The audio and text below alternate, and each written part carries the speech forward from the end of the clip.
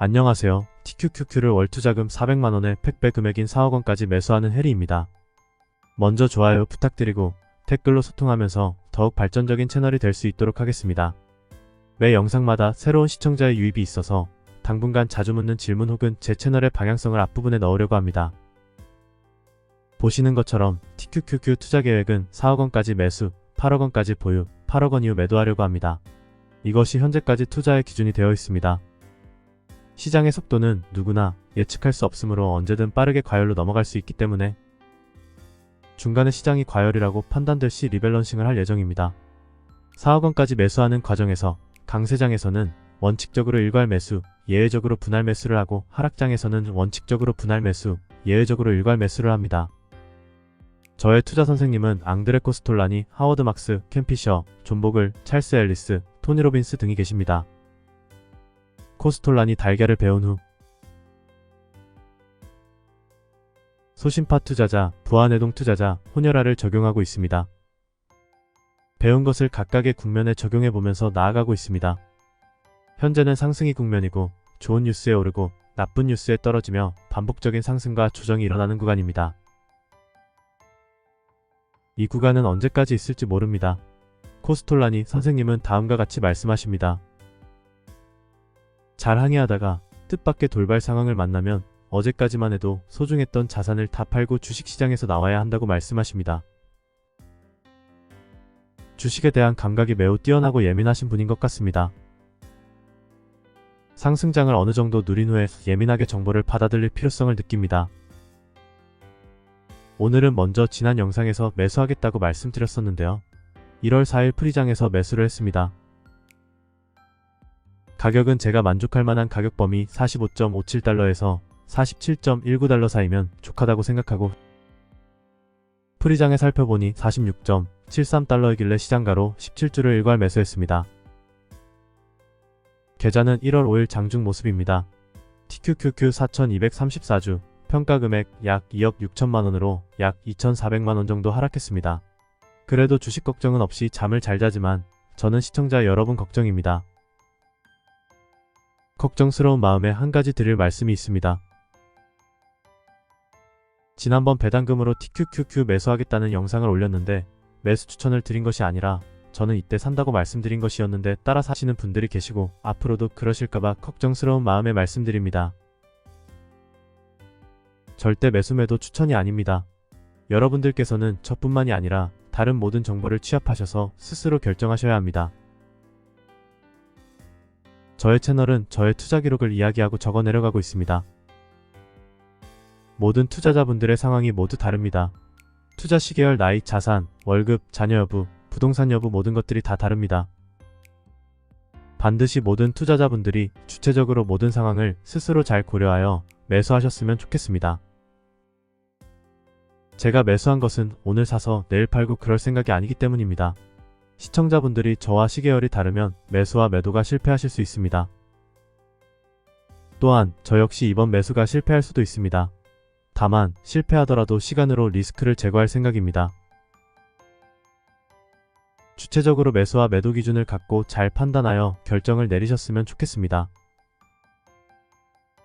오늘은 지난번 24년 강세장 2년차 투자계획 영상 중에서 기대 수익률 계산식에서 빠진 부분이 있어서 말씀드리려고 합니다. 작년 2023년 나스닥 100은 53.81% 상승하였고 TQQQ는 193% 상승하였습니다. 단순 배수로 보자면 3.58배 상승했습니다. 여기서 아셔야 하는 것이 폭등장을 만나면 3배 레버리지는 단순 3배 수익률에서 멈추는 것이 아니라 3배 이상으로 상승한다는 것입니다. 약 3.58배 상승했습니다. 그래서 나스닥 100이 10% 상승할 때는 TQQQ는 곱하기 3배를 하여 30%로 기대 수익률을 계산하였고 나스닥 100이 20% 상승할 때는 TQQQ는 곱하기 3.5배를 하여 70%로 잡았습니다. 하지만 지난 기대 수익률 영상을 올린 이후에 곰곰이 생각해보다가 수학금리를 깜빡 빠뜨렸다고 생각했습니다. 그래서 기대 수익률을 낮춰야 하나 생각을 하던 찰나의 작년 상승장을 생각해봤습니다.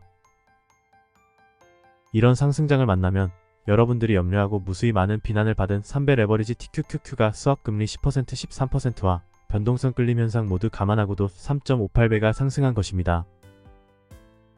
그래서 저의 기대 수익률을 그대로 확정하기로 했습니다. 결과적으로 변함없이 TQQQ는 24년 말에 65달러에서 85달러 사이로 예상해놨습니다. 차트에 보라색 박스로 표시하니 저 정도 구간이겠네요. 지금은 TQQQ가 저 아래에서 놀고 있지만 올해 어떤 모습을 보여줄지 기대가 되고 궁금합니다. 연초에 예상해놓고 연말에 맞췄는지 틀렸는지 예상해보는 것은 주식의 재미 중 하나라고 생각합니다. 이제 잠깐 주식시장에 대한 제 생각을 말씀드려보고자 합니다. 제 생각은 어디까지나 개인적인 의견이니 참고만 부탁드립니다. 가장 먼저 10년물 채권 시장을 보겠습니다. 21선에서 방어선이 뚫렸다가 201선에서 강한 저항을 맞고 떨어진 모습입니다. 놀랄만한 뉴스가 있지 않는 이상 중장기적 추세인 하방을 뚫을 수가 없습니다. 그래도 4% 근처에서 맴도는 것을 볼 수 있네요. 2022년 TQQQ 차트입니다. 녹색 화살표에 나타나 있는 200일 파란색 선을 보시면 저항을 받고 떨어지는 모습이 보입니다. 이렇듯 추세가 한번 정해지면 중장기적인 추세를 쉽게 뚫기가 어려워집니다. 채권 금리의 반대인 채권 가격을 보겠습니다. 201선을 강하게 뚫어주고 올라와서 다시 지지받는 모습입니다. 이렇게 추세가 상방으로 돌아가서 중장기 추세선인 201선을 지지받는 모습은 상방으로 추세가 잡혀있다는 것입니다. 다음은 클리블랜드 연방은행의 CPI 예측치입니다. 저는 이번 1월에 발표되는 12월 물가에 초점이 있는 것이 아닙니다. 2월에 발표되는 1월의 핵심 PC는 2.76%로 드디어 2%에 진입한 모습을 보여줍니다. 연준이 물가를 잡았나 안 잡았나 확인하는 지표로 가장 중요시하는 코어 PC가 2%대로 진입했다는 것을 의미합니다. 다음으로 애틀랜타 연은에서 추정하고 있는 실질 GDP는 1월 3일 기준 2.5%입니다. 2.5%는 평균값입니다. 마지막으로 주식시장은 최근 단기 조정이 있었습니다. 채권금리, 물가, 실질 GDP, 주식시장 4가지를 보여드렸습니다. 물가는 연준이 원하는 코어 PC가 2%대로 다음 달이면 진입할 예정이고 실질 GDP는 변화가 있겠지만 2.5%로 추정하고 있습니다. 그렇다면 경제는 괜찮고 물가가 잡힌 모습입니다. 최근 주식시장에서 조정이 있었을 때 투자자들 사이에서 경기 침체 온다고 또 얘기가 들렸습니다. 제가 지난 경기 침체 영상에서 말씀드렸던 것처럼 제 개인적인 생각으로는 이미 지나갔거나 둔화 정도로 끝이 났다고 생각하고 있습니다. 화면에 보이는 보라색 박스가 제가 예측, 추정한 경기 둔화 혹은 경기 침체가 왔었던 구간이라고 생각합니다. 매우 개인적인 추측이지만요. 역시 이것도 참고만 부탁드립니다. 안 보신 분들을 위해 오른쪽 상단에 카드 달아놓겠습니다. 개인적으로 공부하기에 좋은 영상이라고 생각합니다. 실질 GDP 성장률이 2.5%로 추정되는 상황에서 경기 침체를 논한다는 것은 어렵다고 생각합니다. 물론 미래에 어떤 사건이 생겨서 갑작스럽게 경기 침체에 빠지는 경우의 수를 빠뜨려서는 안 됩니다. 경기 침체를 걱정하시는 분들이 그것을 걱정하실 거라 생각합니다. 그래도 제 생각으로는 무사히 잘 지나갈 거라고 희망해 봅니다. 설사 제가 모르는 경기 침체가 와서 주식시장이 폭락한다 하더라도 전고점 52달러에서 마이너스 70% 혹은 마이너스 80% 정도 한 번 더 맞으면 15달러 혹은 10달러 정도 되니까 저는 매수하면서 수량을 늘려가는 대비를 하겠습니다. 지난 바닥에서 매수 못하신 분들은 절호의 기회일 수도 있겠네요. 오히려 좋다고 생각하고 매수하시면 될 것 같습니다. 자, 이제 다시 돌아와서 물가는 잡히고 성장률은 매우 좋으니 연준은 이 정도의 고금리를 유지해야 할 명분이 사라집니다.